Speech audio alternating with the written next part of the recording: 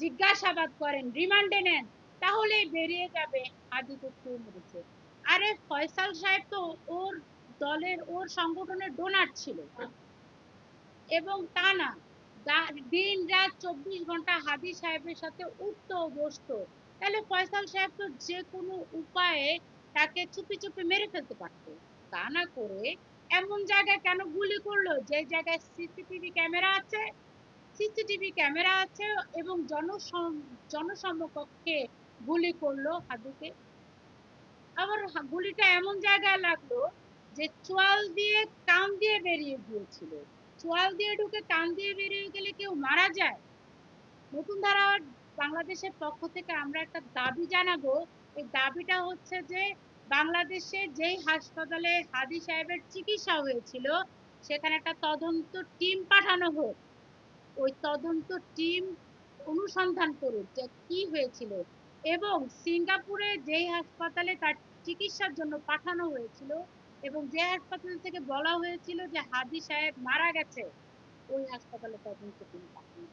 আমরা বিশ্বাস করি তাকে মেরে ফেলা হয়েছে, কারণ হাদিকে মেরে ফেলতে পারলে, জনগণকে উস্কে দিতে পারলেই তো 2029 সাল পর্যন্ত ইউনিট সরকার থাকতে পারত এবং আরো বেশি লুটপাট করতে পারত।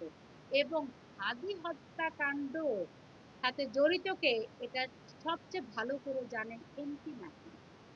কিভাবে জানেন? তিনি নিজে বলেছেন যে হাদি হত্যার সাথে ডিপ স্টেট জড়িত। তাহলে নাহিদ সাহেবকে নিয়ে রিমান্ডে নেন, তাহলে বেরিয়ে যাবে ডিপ স্টেটের সাথে কে জড়িত, কারা জড়িত, কারা হাদিকে মেরেছে। তাহলে তার হাদির বিচারকে এত নাটকের দরকার নেই। এটা তো একটা নাটক চলছে সারা দেশ ব্যাপী। হাসতে হাসতে হাদির কবরে যায়, কাঁদতে কাঁদতে শুয়ে পড়ে, আবার হাসতে হাসতে হাসতে আসে, হাদিরে কবর দিয়া লুঙ্গি ড্যান্স নিয়ে নাচে। আমরা বাংলাদেশের মানুষ এরকম নাটক দেখতে। সর্বশেষ আমাদের দেশে তো মহান নেতা, হ্যাঁ, একদল মানুষ ভেবেছিল আহারে বাংলাদেশে একজন ফেরেস্তার মতো মানুষ এসে আমাদের দেশের হাল ধরছেন, সে হচ্ছেন নোবেল বিজয়ী ইউনূস। আরে ইউনূস সাহেবকে তো আবার নোবেল দিতে হবে, কারণ এই এত এত শিশুকে উনি নিজের হাতে মেরেছেন। এত মদ তার আমলে হয়েছে, এত ছিনতাই, এত রাহাজানি, এত এত ডাকাতি, ধর্ষণ, সব তার আমলে হয়েছে। 18টা মাস জনগণ 18 সেকেন্ডের জন্য শান্তিতে থাকতে পারেনি এই ইউনূস সাহেবের জন্য।